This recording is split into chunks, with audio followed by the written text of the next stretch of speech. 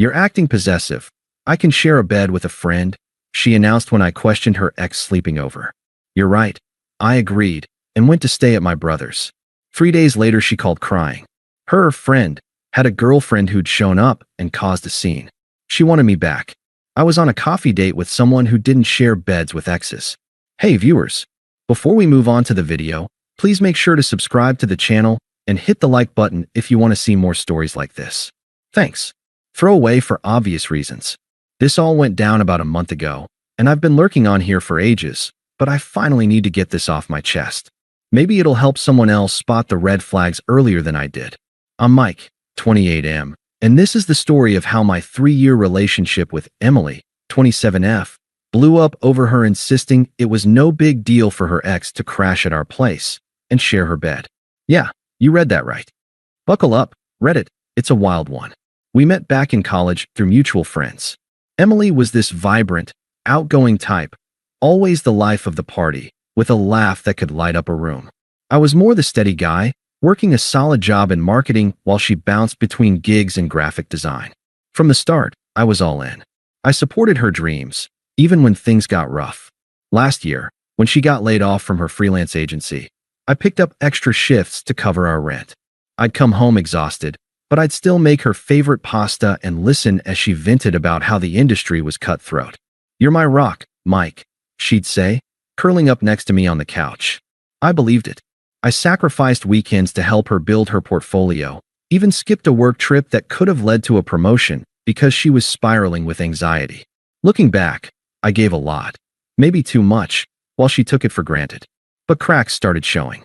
Emily had this ex, Josh, from high school. They'd dated on and off for years before we met, and she always downplayed it as ancient history.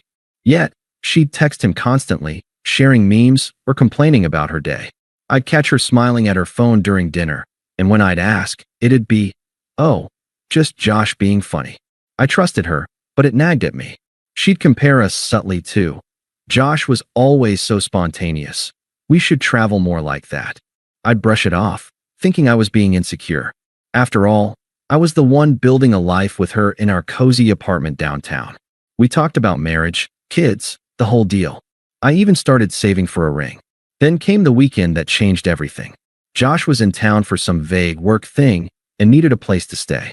Emily dropped it casually over breakfast. Hey, Josh is crashing here Friday night. Cool. I paused, fork halfway to my mouth. Our place? Like on the couch? She rolled her eyes. No, the bed. The couch is lumpy, and it's just one night. We're friends, Mike. Don't make it weird. I felt my stomach drop. Friends? Sharing a bed? I tried to stay calm, but I had to say something. Emily, that doesn't sit right with me. He's your ex. Can't he get a hotel? She sighed dramatically, like I was the one being unreasonable. That's when the real conversation started, and it escalated fast. That evening, after work, I brought it up again in the living room. I was sitting on the couch, trying to keep my voice even, while she paced with her phone in hand. Look, Em, I trust you, but this feels disrespectful. Why does he have to share the bed? We have an air mattress. She stopped and crossed her arms, giving me that look, like I was a kid throwing a tantrum. Oh my God, Mike, you're acting so possessive.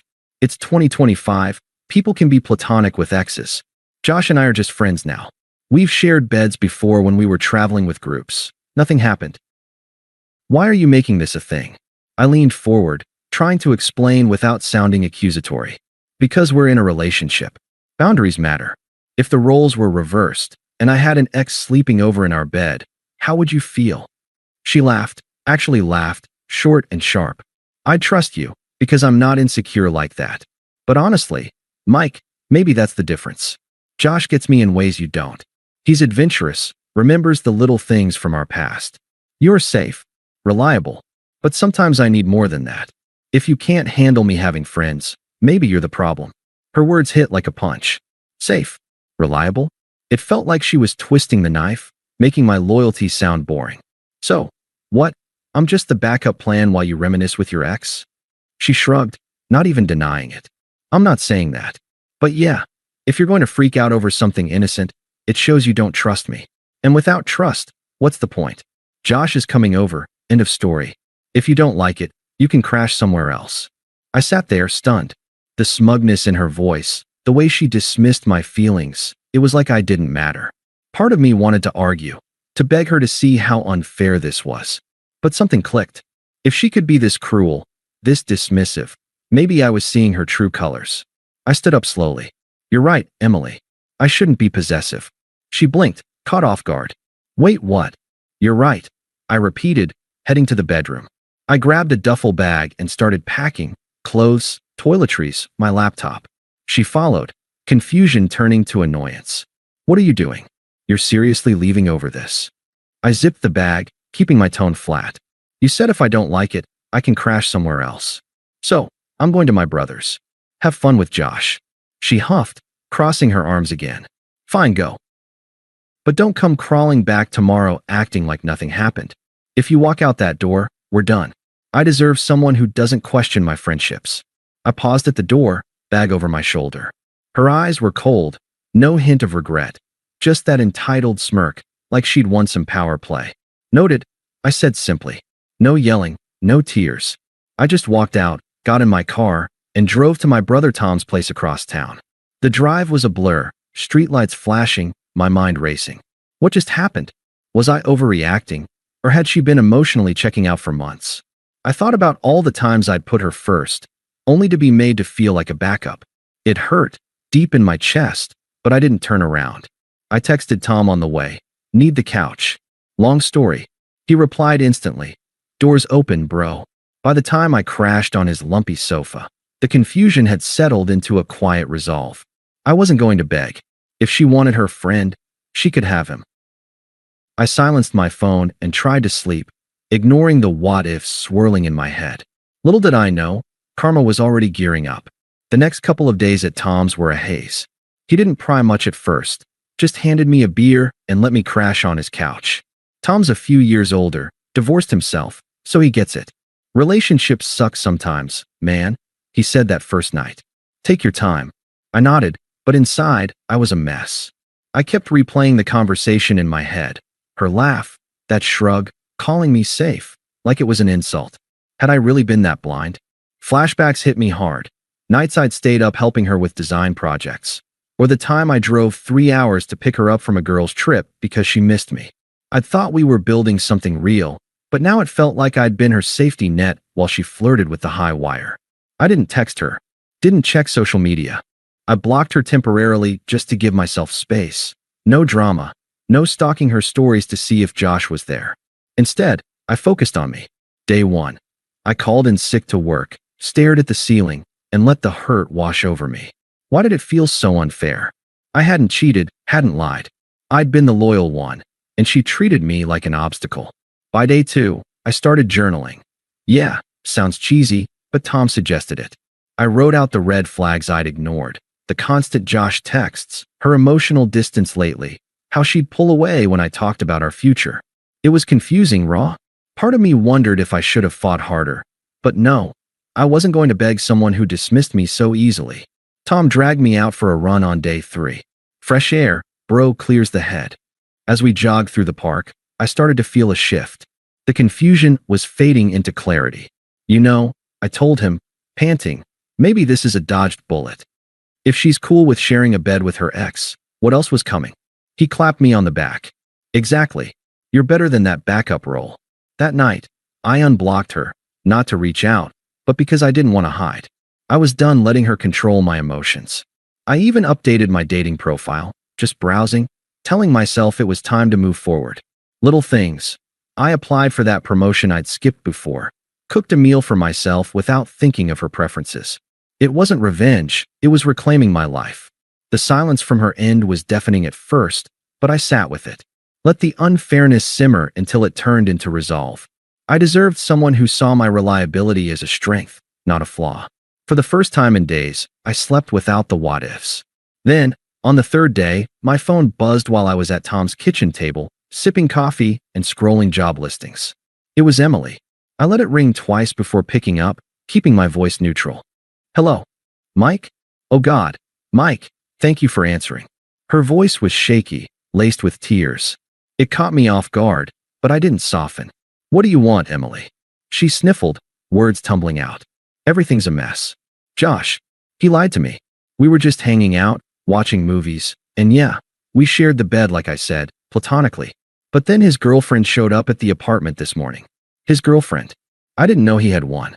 She freaked out, screaming that I was a homewrecker, throwing stuff. Neighbors called the cops. It was humiliating. Josh just stood there, denying everything, but she had texts proving he'd been cheating on her with me. Wait, no, not cheating, because we didn't do anything. But she wouldn't listen. Now she's posting about it online, tagging me. My friends are blowing up my phone, asking if it's true. I look like the villain here. I leaned back in the chair, processing. Karma, swift and brutal. Josh wasn't just an ex. He was a player, using Emily the way she'd used me. But I didn't gloat. Sounds rough, I said flatly, no sympathy in my tone. It is. Mike, I realize now how stupid I was. I shouldn't have dismissed you like that. You were right about boundaries. I was just, I don't know, feeling trapped or something. But Josh manipulated me, said you were controlling, that I deserved fun. Please, can you come over? We can talk. I miss you. This was all a huge mistake. Her excuses poured out, twisted logic flipping the script. Now I was the hero, and Josh the bad guy, but she'd chosen this. Emily, you made your call. You told me if I left, we were done. But I didn't mean it. I was angry. Come on, we've been through worse. Remember when I lost my job? You were there for me.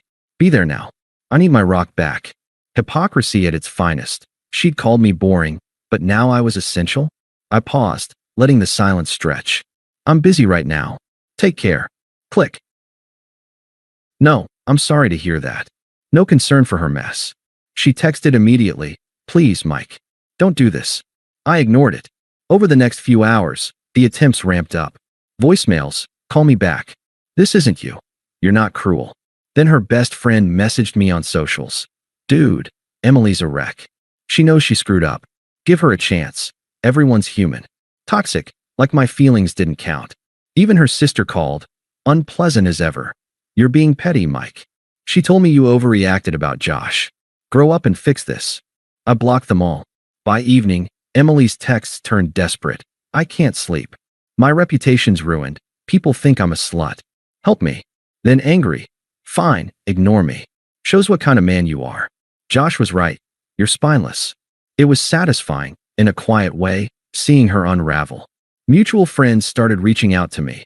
Not her. Turns out, the girlfriend's posts went viral in our circle. Heard about Emily and Josh. Dodged a bullet, man, one texted.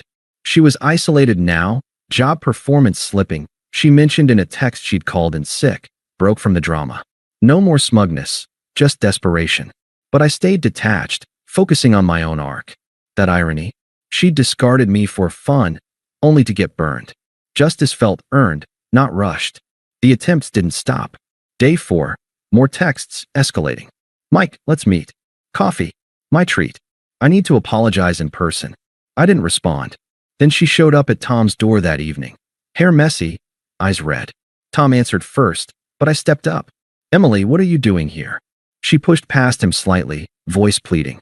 I tracked your location from before. Sorry, that sounds creepy. But please, hear me out. I was wrong. So wrong. Dismissing you, letting Josh stay, it was disrespectful. I see that now. You've always been good to me, and I took it for granted. Let's start over. I'll cut Josh out, set better boundaries. I love you. Her words hung there, desperate, but laced with that same manipulation, like she was rewriting history. Emily, I said calmly, you showed your true colors. You laughed at my concerns, called me possessive.